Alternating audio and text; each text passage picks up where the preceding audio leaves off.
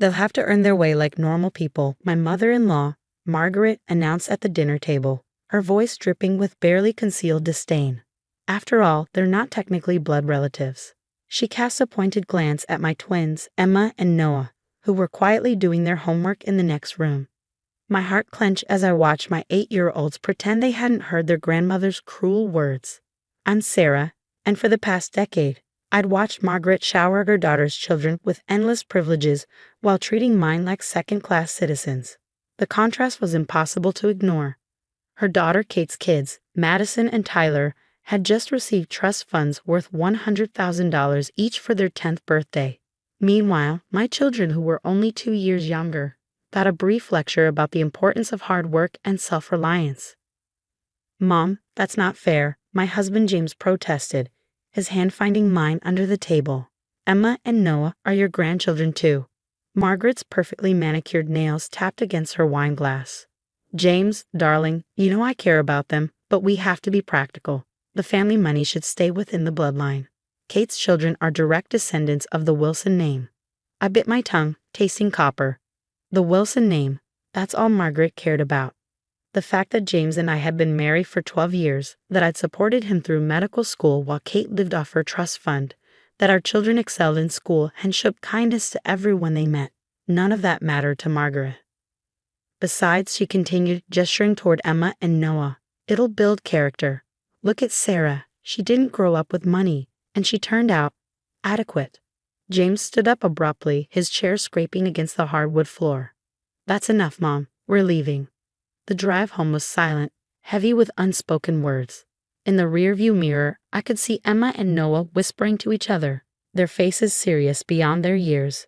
They'd always been perceptive, understanding more than we gave them credit for. That night, after tucking the twins into bed, I found James in our home office, staring at old family photos. "I'm so sorry," he whispered as I wrapped my arms around him. "I never thought she'd go this far." "It's not your fault," I assured him, though my heart ached. "But we need to protect them from this. They're too young to understand why their grandmother treats them differently." The next morning, Emma surprised me while I was making breakfast. "Mom," she said, her small face serious, "is Grandma right? Do we have to earn everything because we're not real Wilsons?" I dropped the spatula I was holding, gathering her into my arms. "Listen to me, sweetheart. You and Noah are exactly who you're meant to be. Some people measure worth by names and money, but that's not what makes someone special." "But Madison and Tyler get everything," Noah chimed in from the doorway. "They have new bikes and fancy camps, and now they're rich too." I looked at my children, Emma with her determined green eyes, Noah with his gentle smile, and made a decision. "How about we start something new?" I suggested. "Let's create our own special fund. Not with money, but with achievements and memories." Their faces lit up as I pulled out a decorative box from the craft cupboard. "Every time you accomplish something, big or small, we'll write it down and put it in here. Every act of kindness, every goal reached, every moment you're proud of. It all goes in." "Can we decorate it?" Emma asked, already reaching for her art supplies. Of course, I smiled. This is our family's treasure box. That afternoon, we covered the box in stickers, drawings, and photos. The first entries were simple. Noah helped a new kid at school.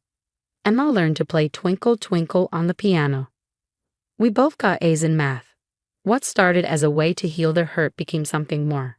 The twins threw themselves into every opportunity with enthusiasm.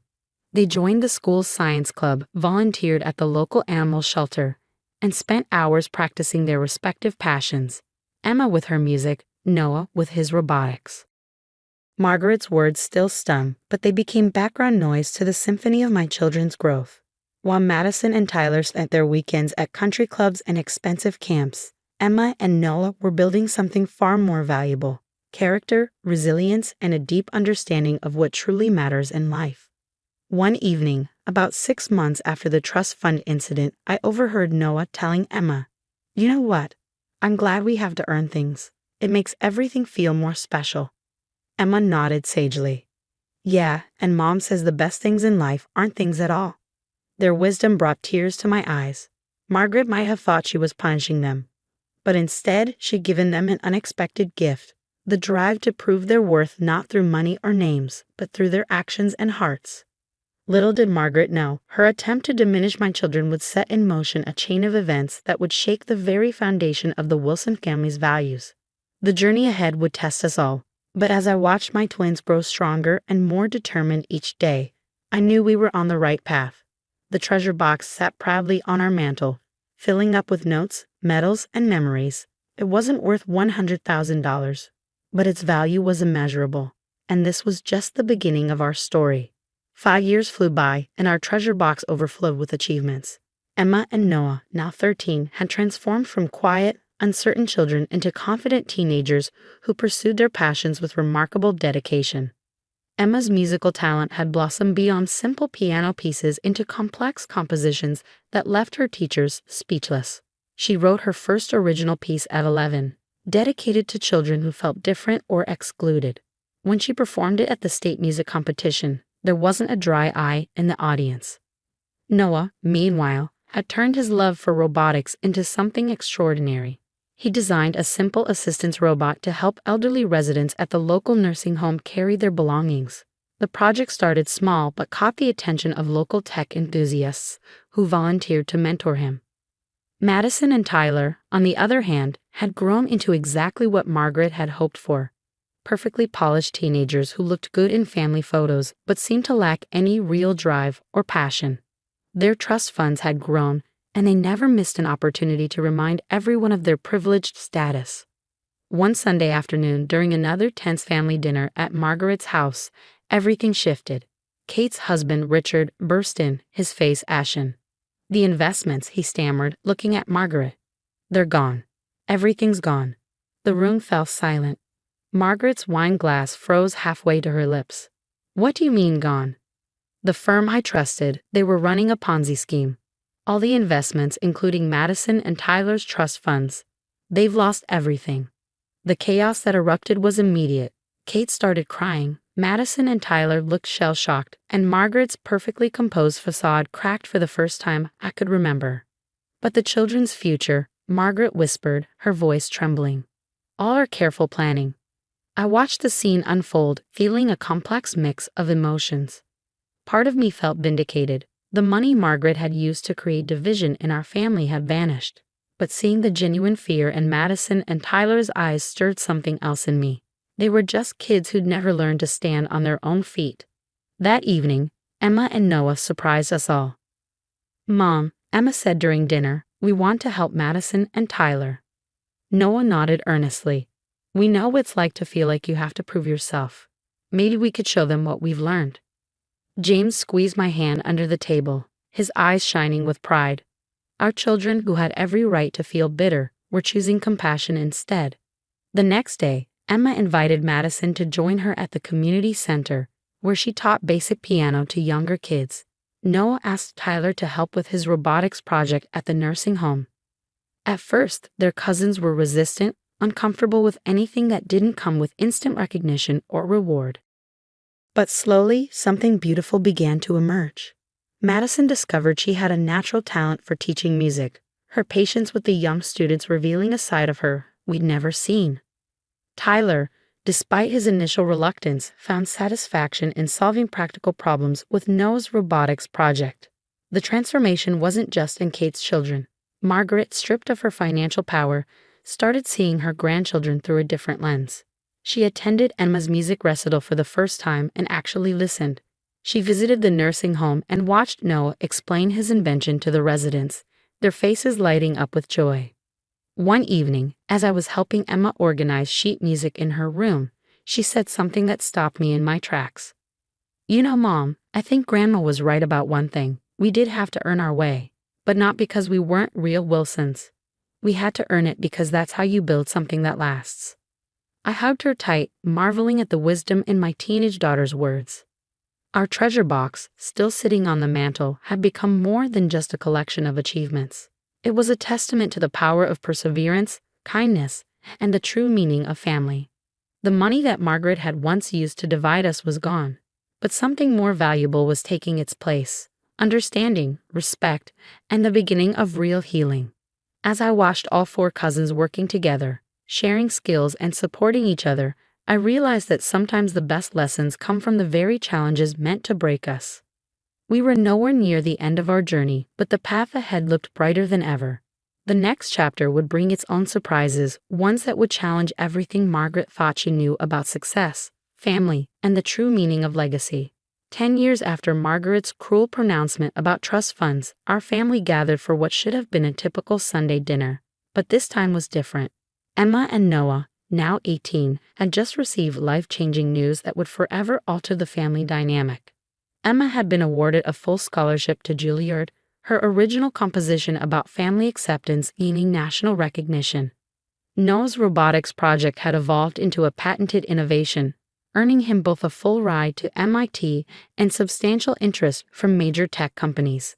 As we sat around Margaret's formal dining table, the atmosphere was thick with unspoken emotions. Madison and Tyler, who had adjusted well to life without trust funds, sat close to their cousins, genuine pride in their eyes. Kate, my once haughty sister-in-law, reached over to squeeze my hand, a gesture that would have been unthinkable a decade ago. Margaret cleared her throat, commanding everyone's attention. Her hair had grayed considerably over the years, and the lines around her eyes spoke of lessons learned the hard way. "I have an announcement," she said, her voice wavering slightly. "I've been doing a lot of thinking about legacy and what we pass on to our children."